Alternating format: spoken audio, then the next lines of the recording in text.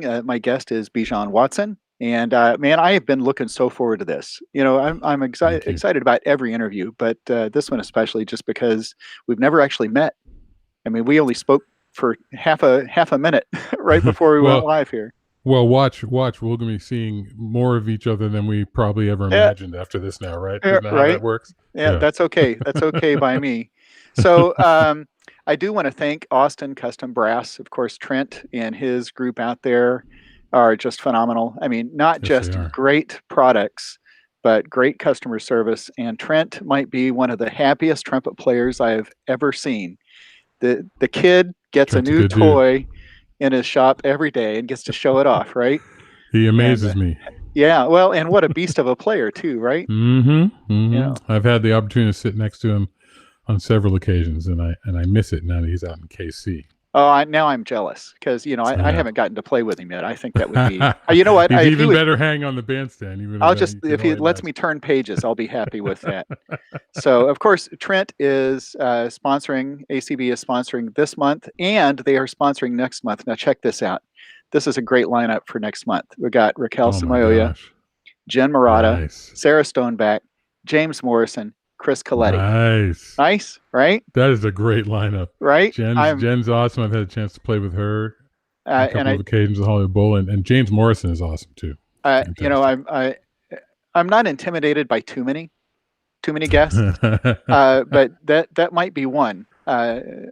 Thomas Conch was another one. We're just like Oh man. that superstar power. But um, Yeah.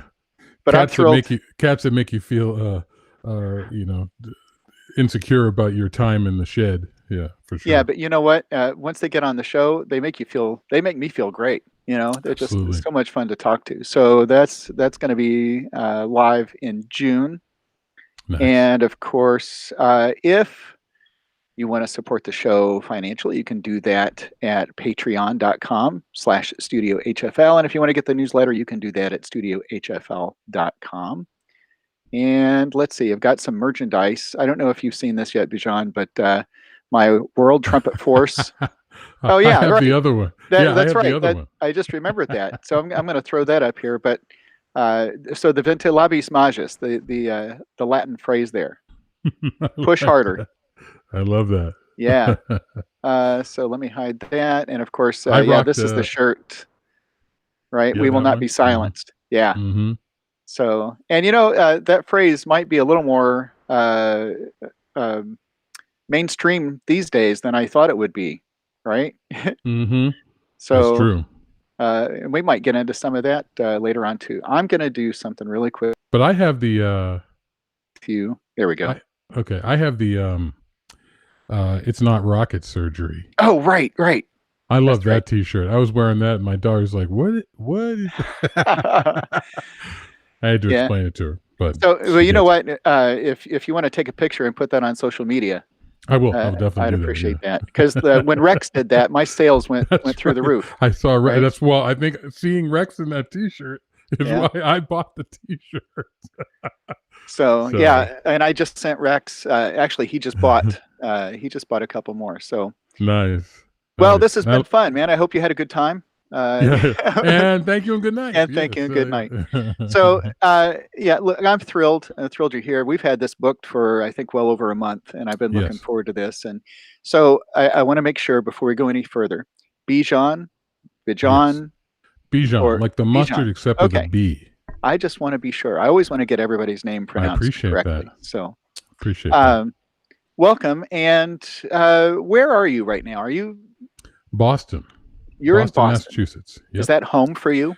That's where I'm from. Born and raised in Boston, Massachusetts. Actually lived in Sharon, Mass, which is a suburb outside of Boston, south of Boston. That's where I went to high school and middle school and elementary school. But and then I went out to California after that, and I was in LA for about 28 years or so. So were you before I trying moved to back do to the trumpet player's dream? Were you trying to go out there and make I it in the still am. studios? I still am Yeah. doing it. Yeah, I did. My dad had Alzheimer's and dementia, and so I was going back and forth so often. Had a chance to take over my grandparents' house. It's a 110-year-old historic Wow. two-family home, and So I'm very good at drywall as well. My drywall skills are elevating.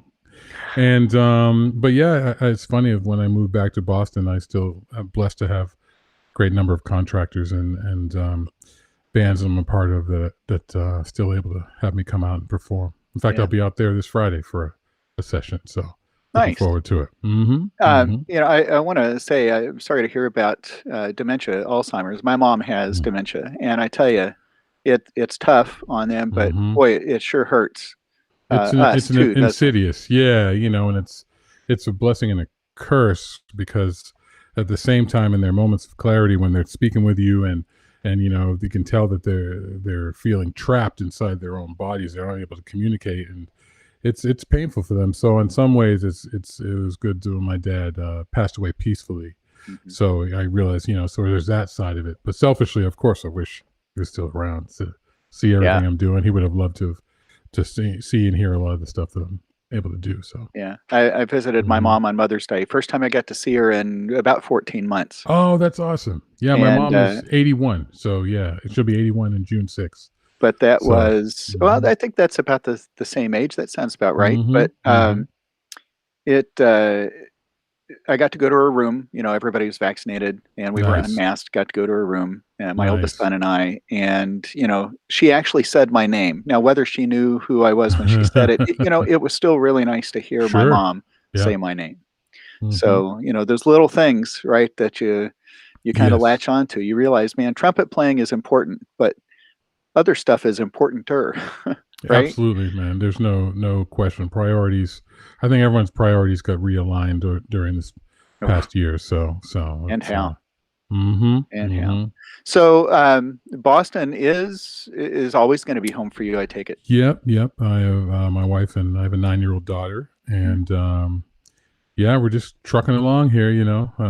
We do have family out here as well. My wife has mhm, family out here as well, so mhm. it made the transition a little bit easier. But like I said, I mean, before all the happenings of 2020, I was in LA 2 or 3 times a month. So LA and other places. So So still getting you'd back. fly out and do what? hmm What when you would get there? Did you have a session already lined up? You knew what you were going to be Yeah, doing. usually it was session dependent, and so had sessions lined up and or performances or tours where the LA would be the anchor. We'd rehearse and then head off to the other locales to do the gigs. Hmm. And very fortunate. I don't take it for granted at all. And I was out there 25, 26 years building, the brand, as it were, or the Yeah. my reputation out there. So very fortunate to be part of that community as well as the Boston music community as well. So So let's talk about mhm. that brand for a second. Let's say somebody Sure. doesn't know who you are. How would you describe yourself? What would you say? Those of me that know me on the band say my line is I'm a lead player with a dream. Uh, No, usually I get called to play lead trumpet vast majority of the time. Big band, horn section stuff, TV, film stuff, pit stuff. Runs the gamut. I cut my teeth on the salsa scene coming up. mm, I love all styles of music, and I am classically trained trumpet player in Boston. Grew up going to New England Conservatory Preparatory School and studying with all the amazing teachers out here, mhm. and doing the whole Tanglewood thing, and doing those master classes and having those opportunities. So, I'm a classical trumpet player at heart, and jazz kind of was always being played in our house, and R&B and soul, and that's music I loved, and I had the opportunity to do that when I went out to Los Angeles. Is that hmm what was playing in the house when you were growing up? Oh yeah, the Crusaders, Jazz Crusaders, Mm. Hubert Laws, Freddie Hubbard, Billie Holiday, all those So were you starting to artists. sing along, or did you find a trumpet and drag it out and it's start? it's interesting. My grandfather, Chet King, he was a bass player, Mhm. and he played bass and tuba, and he had a group called Chet King and his Royal Aces, and Oh, that's awesome. yeah, so he was my first introduction really to just he would just put a fake book in front of me or a book of jazz standards, and I would just play them, the melodies, not with any necessarily jazz integrity and feel and stuff like that, but I would just play the melodies. And he would take me down to the Union, local 9535, and it used to be in the basement rehearsal room, and just go rehearse with these, when I was 11, 12 years old, and just have me sit in and do these reading sessions with these bands. And just, it was an amazing experience. And I didn't realize how much of an influence that would have on me later as I was learning more jazz and learning how to do more improvisation. Just even playing those melodies and listening to that music already kind of gave me a leg up on understanding. Was the trumpet your first choice, or did you work your way up to that? It's interesting. Third grade, elementary school band program, music program. Third grade? Yeah, in Middleborough, Massachusetts, before I moved to Sharon. Wow. I wanted to play the drums, and my parents were like, no.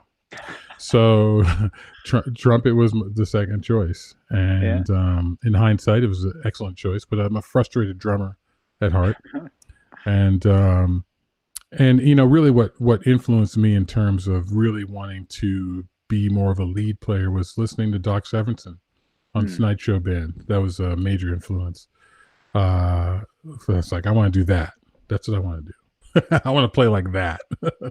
So, and of course, obviously the other influences, Louis Armstrong and so on and so forth. But my initial true introduction, understanding how to be an entertainer and approach it from a guest artist standpoint, looking at Doc, was just, that's what I want to do. So, how old are you? I am 53. I'll be 54 in January. I just turned 55. I thought we're kind of that same age. Yeah, so that means, we were probably begging to stay up late to catch a little bit of the Tonight Show, right, for a while, and then we could actually stay awake. When I stayed at my grandparents' house in Boston, because we lived in the suburbs, growing up, I would Grandpa would let me stay up and watch Tonight Show and watch the fights, all the Marvin Hagler fights and all those. Oh, right. All those things. Yeah. So yes. That's the upside of being a grandson, right? Number one grandson. So, yeah. Did you ever get to meet or play with Doc? I'm sure you've met him. I've met him a few times. Hadn't had a chance to play with him, but met him several times over the years. ITG stuff and just listening to. I've seen him live perform. It's just amazing. It's just amazing. The guy's so consistent. It's crazy. Well, what electricity and a sound, right? So, think about that as you're starting to develop. Maybe you don't know you're going to be a lead player yet, right? You're learning the standards, you're learning to play the head and all that sort of thing. Who are you really listening to and latching on to at that point? Well, I mean, in high school and middle school, because I was classically trained, I mean, I was deep into Mahler. I was doing all these groups: Massachusetts Youth Wind Ensemble, Greater Boston Youth Symphony, which is now Boston Youth Symphony Orchestra, Youth Chamber Orchestra. So I was immersed in the excerpts at that time. I was doing all of them, and it wasn't until probably Freddie Hubbard is really one of my first jazz players that I was working on emulating.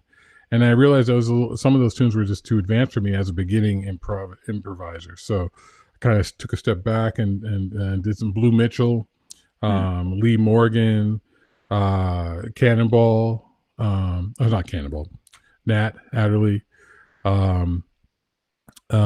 Chet Baker. So from a jazz standpoint, listen to that. And during the time I was, Herb Alpert, one of the first pieces of sheet music I ever bought was Rise, when that came out. It was the first piece of sheet music I ever bought, and was exactly right. And playing along with that, it was one of my first experiences of kind of transcribing and learning that music, and I would also transcribe Earth, Wind and Fire charts, Stevie Wonder horn stuff. All that. That was my training. I just jumped in and didn't really know what I was doing at the time, but I knew that I wanted to play that type of music. So you want to play it. You want to play it, but then actually being able to play it, right? I mean, was there? How did you start to develop that ability to do that? Well, when I was at USC, I was in the marching band. I was actually the drum major of the marching band for a few years, and What 90 is to it with trumpet 92. players becoming drum majors? It's like this. It's the leadership. It's the alpha male Ah, mentality, I right, guess. I don't know. right.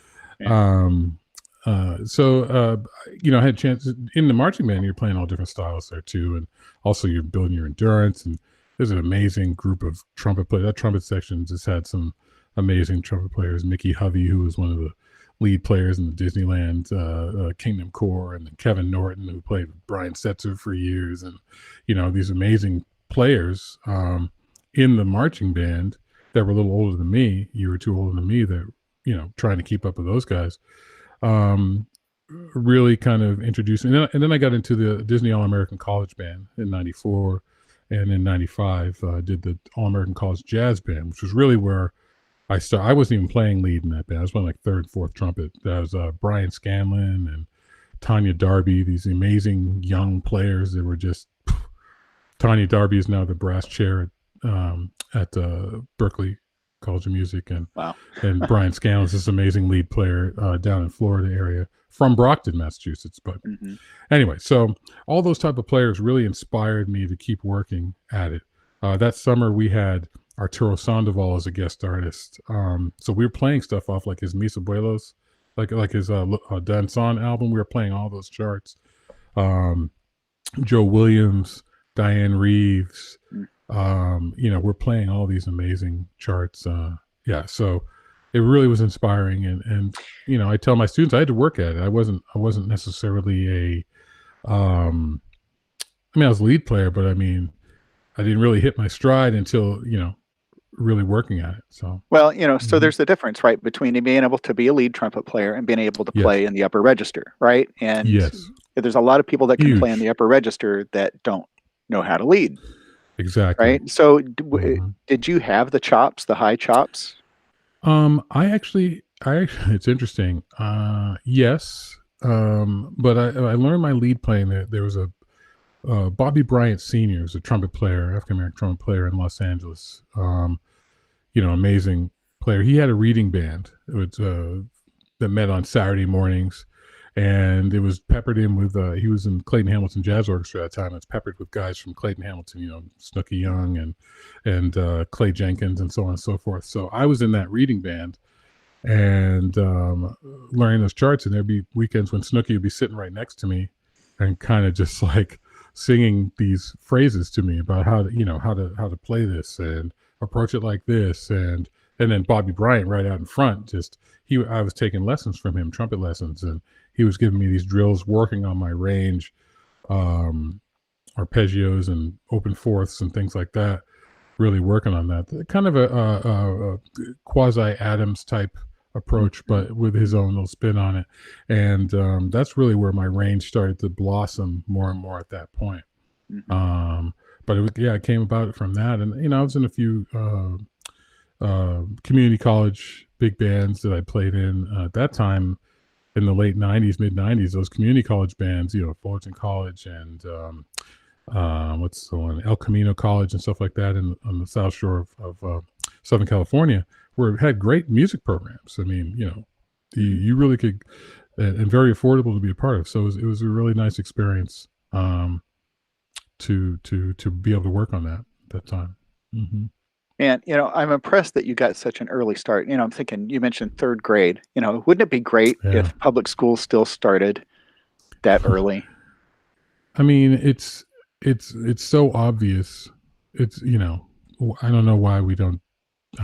So that's a whole nother interview. But, one of the things I'm really a proponent of is making sure that schools have elementary programs. If they're it's just an amazing, it's a great way to form some level of discipline emotionally, socio-emotionally, with working with other people. It's the, and then musically, of course, and appreciating the arts. It's really that simple. It's a no-brainer. But, we need to have people in administrations that are willing to be proponents for that, and that's where it starts. So hopefully we'll have more music educators that become administrators that will push for that. And the ones that do are usually the most successful. The school systems are the most successful that have the best band programs. It's just as I simple. just got my Suzuki training for trumpet. There's a Okay, Suzuki program now for all the brass instruments. And so really I'm actually now a registered Suzuki trumpet instructor, which means I can start them. excellent. And we're starting kids at 4 and 5 years old. So we're talking Yes. before they even get to, because, I've got my wife actually went through Suzuki. My youngest son is in violin, and I've been taking him Hmm. through lessons for 4 years now. I mean, I'm taking him too, not teaching him, but that's what Hmm. got me interested in this. And man, I Sure. see the value of starting early, right? And Yes. just it's a part of who they are. It's not just Hmm. something I'm going to do on the side. I mean, it becomes a part of every day, and Absolutely. it's And it's whether they as become a professional musician or not, still that experience is something that is woven into the fabric of yeah, understanding and being able yeah. to discern, and have an appreciation for arts, which is Well, and I'm huge. thinking about this too. How at the high school level, even middle school, it's like, oh, are you going to stay in band or are you going to do sports? And I'm thinking, everybody's like, you got to be the superstar athlete. But when you think about it, how long is that going to last? Right.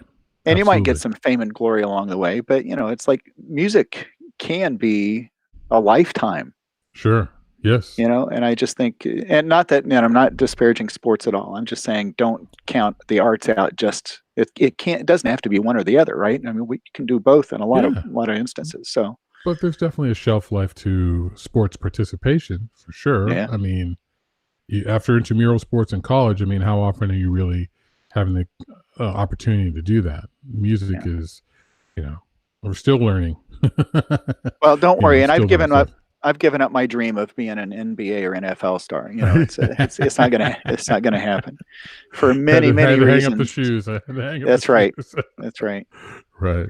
So, oh, before I forget, Wayne was on last week. Wayne said, "Hey, Wayne, yeah, he's he's an amazing cat. yeah, Just the consummate player, just in terms of preparedness, in terms of just sound, in terms of just the vibe on the bandstand or in the studio. Yeah, just a joy. There's a reason why he works as much as he right, does, and deservedly so, because he's prepared.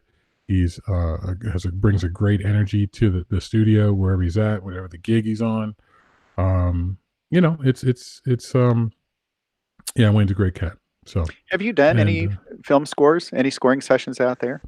I've done a few, not as many as I would like, of course. Mhm. Yeah, I did Secret Life of Pets, Uh-huh. and let's see, Dan Fernero, who's another amazing player Yeah. out there. He was playing principal or lead trumpet in that. It was like a big band session, and they have orchestral. But it was an amazing week of making music there. Despicable Me, actually had the ability to do that with Rick Baptist, Nice. and yeah, so I've done a few things, and then in terms of sidelining, I was in the movie La La Land. So, but I sidelining as a always love musician. hearing this, because it's like now that when I go back and watch these movies, there's this whole other dimension to it. It's like, man, I know who's blowing that horn on that, and Well, it's, no, Wayne played on the soundtrack. Wayne did the well, soundtrack, no, and we no, were just but I mimicking mean, him. Yeah. yeah, but now knowing that my kids like The Secret Life of Pets, right? So next time All I right. watch that movie, which will be soon, I'm sure, it's Mhm. like I'm gonna hone in on that and I'd be like, I know who's playing, you know? Yeah, that was a really fun session and great section Yeah, of players. So it was a great experience. yeah. So we'll see. Hopefully, as stuff starts to get cooking again, we'll see what comes down the pipe. So what is Hmm. starting to cook right now? A lot of artists are getting back in the studio. I don't know if I can tell you who I'm recording with on this weekend, but let's just say that he is due for another great album. So looking forward to being on that. And then there's some as these venues start to open up. We've got some holds on things for some of these venues in San Francisco and Chicago and things like that. So yeah, it's started, and now I'm getting calls to do master classes and clinics and guest artist stuff for 2022, and The Jazz Cruise is coming up, which is always fun to do. That's on top of the year, and I love going to all these conferences. I'm looking forward to going back to Midwest Clinic and the Gen Conference. I actually have a big band project that I'm doing with an amazing pianist out of New York, Stephen Feifke. And we have a group called the Generation Gap Jazz Orchestra. And Mike Rodriguez is in that section, Tanya Darby, Danny Giannacucci, and then we've got Jen Wharton on bass trombone, and oh my gosh, John Fedchock, and all these great players. In the sax section is like Roxy Koss and Lauren Sevian and Lexa Tarantino, and the rhythm section is it's great. It's a great band. Ulysses Owens Jr. on drums. So we're finishing up that album right now, and we're hoping to be performing it in Gen. So we're just everyone's getting their act together, getting their chops back for when. Yeah. I did my first wedding gig in 18 months last Saturday, which was fun. Yes. Weddings are you big talking playing here. a reception or the ceremony right now? Did I lose you? Reception or ceremony? I can't hear you. Oh, did you lose me? Well, interesting. Nope. Let's try again. Hello. We got 4 green bars, but I don't hear you. Check. Well, that is weird. I tell you what. Sir, we lost you. Can you see me even? It's a drag. Nope. Okay. Hang on. You just dropped out. Hang on.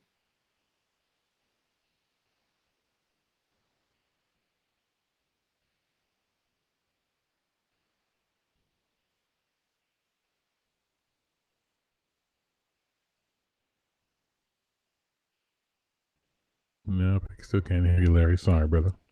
But I guess the audience can hear us, but it makes no sense. Not yet. Can't hear me. All right. Man. Technology has failed us. Well, I tell you. Let's try this now. Any luck? Technology has let us down. I am not happy with this program. Nope. Is it going through your Bluetooth? No. No. Yeah. How about now? Can you hear me yet? No. Daggone it.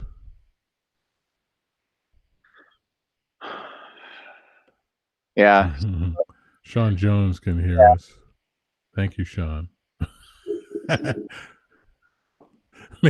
maybe you could type and translate or what?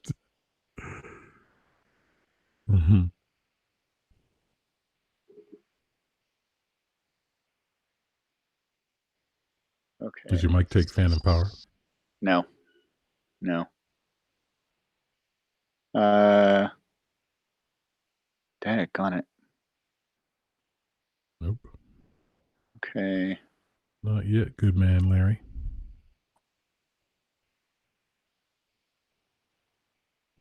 Check. All right, we're gonna try a different mic.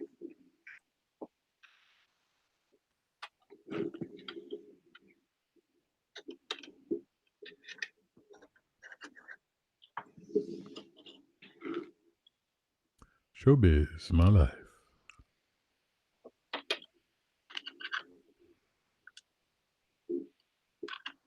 Going to plan B. Uh-oh.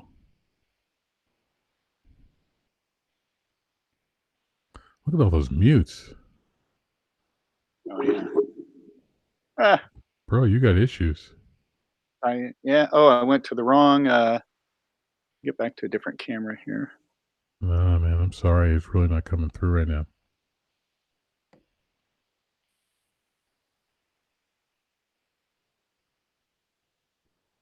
Okay. Check. We're going to see.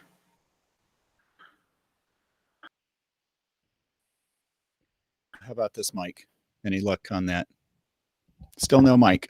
Nothing on this. No, unfortunately. Check 1 2 1 2. All right. That's weird because it just dropped out and it's like. I don't know why it's not coming over to my end.